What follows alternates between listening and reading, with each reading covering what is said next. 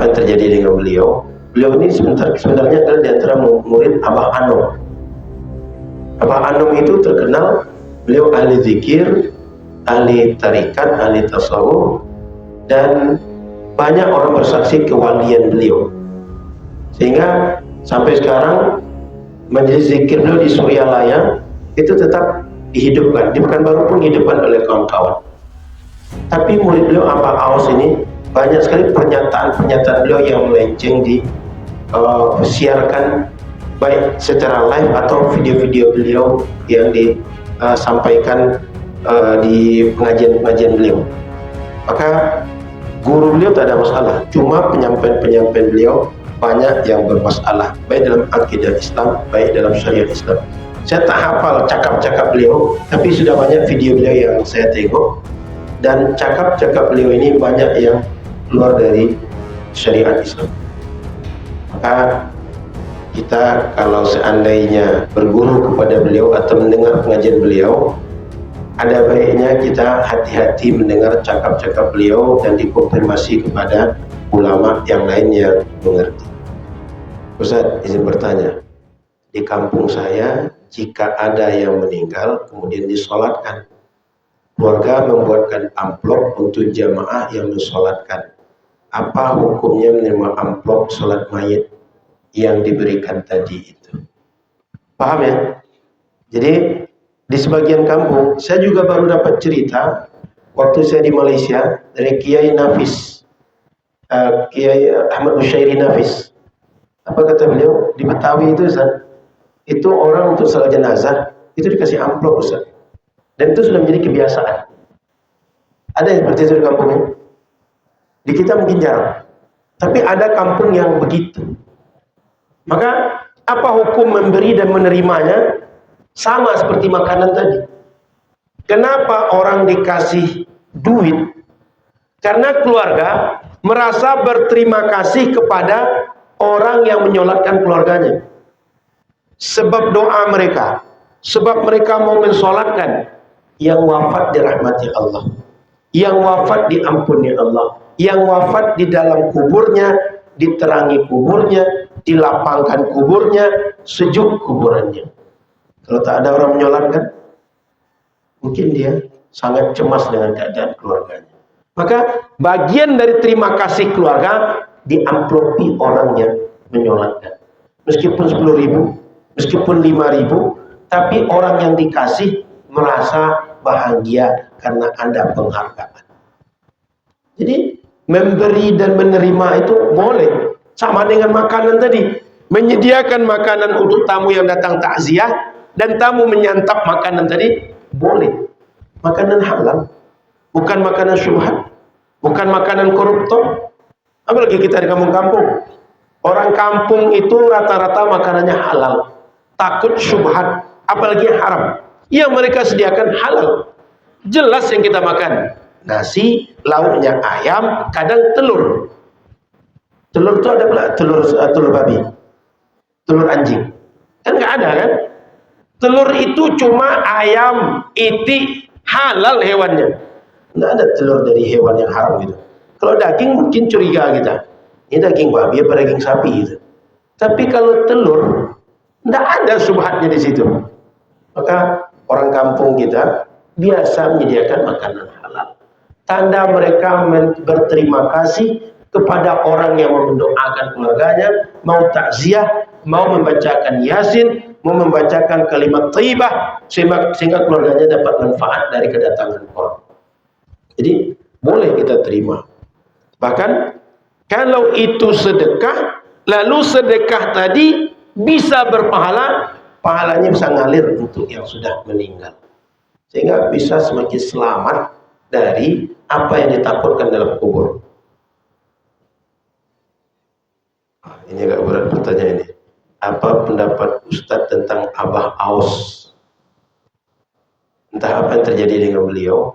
Beliau ini sebenarnya adalah di antara murid Abah Anom. Abah Anom itu terkenal beliau ahli zikir, ahli tarikat, ahli tasawuf, dan banyak orang bersaksi kewalian beliau. Sehingga sampai sekarang majelis zikir beliau di Suryalaya itu tetap dihidupkan. Di Pekanbaru pun dihidupkan oleh kawan-kawan.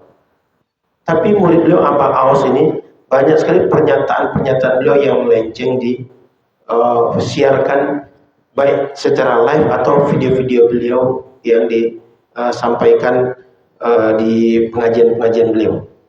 Maka guru beliau tak ada masalah, cuma penyampaian-penyampaian beliau banyak yang bermasalah, baik dalam akidah Islam, baik dalam syariat Islam. Saya tak hafal cakap-cakap beliau, tapi sudah banyak video beliau yang saya tengok, dan cakap-cakap beliau ini banyak yang keluar dari syariat Islam. Maka kita kalau seandainya berguru kepada beliau atau mendengar pengajian beliau, ada baiknya kita hati-hati mendengar cakap-cakap beliau dan dikonfirmasi kepada ulama yang lain yang mengerti. Karena takut kita tak bisa membedakan mana yang obat, mana yang racun.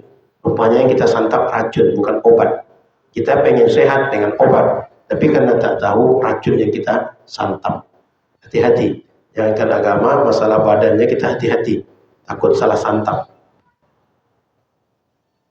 Ustaz, mengapa Wahabi kalau sholat kakinya terlalu mengangkat? Ini, kalau sholat sendirian kaki mengangkat itu tak ada sunnahnya. Saya ulang, sholat sendirian, tak ada orang samping kiri kanan, mengangkang itu tak ada sunnahnya. Ini orang bodoh sholat nih. Bukan karena sesuai sunnah, bukan karena ngerti sunnah, nggak ada sunnahnya. Boleh dicari di mazhab manapun. Adapun orang yang ngangkang sholat jamaah, karena dia menganggap merapatkan saf itu mesti dengan bahu, mesti dengan ujung kaki. Sementara jumhur ulama menganggap bahwa cukup dengan bahu saja. Al-katif bil katif. Bahu dengan bahu sudah beradu. Oleh karena itu, Imam Nawawi mengajarkan kalau kita berdiri dalam sholat, cukup jarak kaki kita dengan kaki kira-kira sejengkal atau sekepal kita ini saja.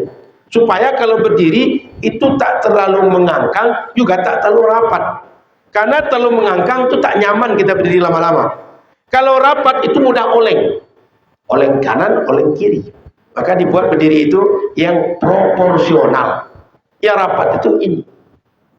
Secara fikih, kalau ada orang sholatnya tidak rapat, softnya tidak rapat, tidak beradu badan dengan badan, sholatnya tetap sah. Secara fikih. Meskipun kesempurnaan daripada saf yang lurus tak dapat. Paham ya? Jadi jangan sampai sholat karena tak rapat, kaki dikejar kaki orang, kejar samping, sampai orang sebelah kesal pula diinjaknya kaki tadi. Sehingga dalam sholat itu kerja orang ganti-gantian, yang injak yang mana menginjak yang diinjak. Kenapa mesti mengurus yang sangat sepele itu? Sunnah yang bisa dikerjakan dengan cara yang lain, lalu mengabaikan yang menjadi ruhnya sholat. Sholat itu ruhnya khusyuk. Sehingga gara-gara mengejar kaki orang, tak khusyuk lagi sholat. Sehingga ketika sholat tengok sebelah kiri mana kaki ini, kanan mana kaki orang. Jangan mengurusnya seperti itu, sehingga hilang khusyuk sholat. Karena yang seperti itu, rapat itu hanya kesempurnaan bentuk saf dalam sholat. Kalaupun tak rapat, sah sholat jamaah kita. Kalau ada yang terputus, anggap 2 orang terputus, 2 orang kosong, sah sholat jamaah kita. Bahkan di dalam takrib itu, jarak antara imam dengan makmum itu, kalau sampai 360 hasta pun, sekitar 100 meteran, itu masih sah mereka berjamaah. Terbayang jarak imam dengan makmum itu, tapi masih satu majelis yang sama, satu tempat yang sama, berjauhan jarak mereka, sah berjamaah mereka. Jadi jangan sampai gara-gara tahu satu sunnah, lalu sunnah itu para ulama punya banyak persepsi, kita fokus dengan satu persepsi, kita abaikan yang lain, lalu meninggalkan banyak yang wajib, banyak yang rukun, gara-gara satu sunnah yang dia tak menentukan. Ngerti maksud saya? Termasuk dalam sholat itu, gara-gara sutroh, mesti ada penghalang di depan kita. Sehingga yang soft ketiga, awalnya tidak ada orang sholat jamaah depan dia. Begitu orang selesai, orang pindah tempat. Dia berjalan 3 soft ke depan. Dalam mazhab Syafi'i, bergerak lebih dari 2 kali berturut-turut itu batal sholat. Kecuali gerakan kecil, seperti kita menggaruk, tapi jari aja gerak, tangan tak bergerak. Itu banyak pun tak batalkan. Tapi kalau gini-gini, itu lebih 2 kali berturut-turut batal sholat. Karena sholat itu adalah mesti khusyuk. Khusyuk itu khusyuk fisik kita, khusyuk hati kita, khusyuk mulut kita. Sehingga yang dibaca zikir sholat. Gerakan badan kita, gerakan sholat. Di luar gerakan sholat tak kita lakukan. Hati kita tak mengingat kecuali Allah saja. Maka orang yang jalan-jalan tadi, dia lepas dari gerakan sholat. Oleh karena itu jangan sampai gara-gara kita tidak tahu justru membatalkan sholat, bukan dapat sunnah dalam sholat. Sama dengan kejadian tadi. Sekali lagi, mengangkang bagi orang berdiri sendirian dalam sholat itu tidak sunnah. Kalau berjamaah, sunnahnya dari sisi merapatkan soft. Yang dipandang dari soft tadi rapat, kalau kaki berjumpa dengan kaki, bahu berjumpa dengan bahu. Wallahu a'lam. Dah masuk waktu sholat. Dah, saya kira itu. InsyaAllah kita sambung di waktu akan datang. Semoga bermanfaat. Mohon maaf salah dan kurang. InsyaAllah di waktu akan datang kita baca hadis 406. Ada 3 hadis yang kita baca pagi hari ini. Mudah-mudahan perjalanan Tuan Guru hari ini beliau berangkat menuju umrah. Dimudahkan Allah, berikan keselamatan. Kita semua juga direzekikan Allah untuk berangkat haji dan umrah. Dan kita doakan juga saudara kita di Aceh, semoga dimudahkan Allah Subhanahu wa taala untuk kembali kepada kehidupan yang stabil. Karena saya di akhir bulan kemarin itu ke Aceh. Aceh Tamiang itu luar biasa. Mulai dari kota sampai kampung, mulai dari ujung kabupaten ke ujung kabupaten kena banjir semua. Sehingga parah sekali kehidupan masyarakat karena banjir itu. Maka kami alhamdulillah di Yayasan Tawakal Umat sampai sekarang tiap hari masih mengirim bantuan.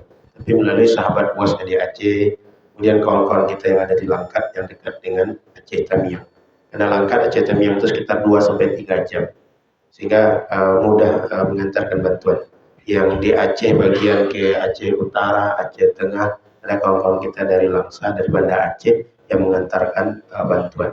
Karena kalau dari satu titik luas sekali Aceh itu kita bagi dalam 2 titik. Mudah-mudahan banyak yang terbantu. Ini insya Allah kita sedang usahakan bantu buat sumur bor bagi masyarakat di kampung. Karena ada yang mengadu mereka butuh sumur bor. Kemudian ada juga bantu untuk buat musola. Karena mereka pindah lokasi yang lama itu dekat dengan sungai. Kalau di sana takut nanti kena banjir lagi. Naik ke atas bukit, lalu atas bukit tadi buat perkampungan baru dan buat musola di situ. Insya Allah kita bantu, mudah-mudahan Ramadan nanti bisa mereka tarawih, bisa buka puasa, bisa melaksanakan ibadah di musola itu insya Allah. Terima kasih. Mohon maaf salah dan kurang. Subhanallah bihamdika. Asyhadu an la ilaha illa anta astaghfiruka wa atubu ilaika. Assalamualaikum warahmatullahi wabarakatuh.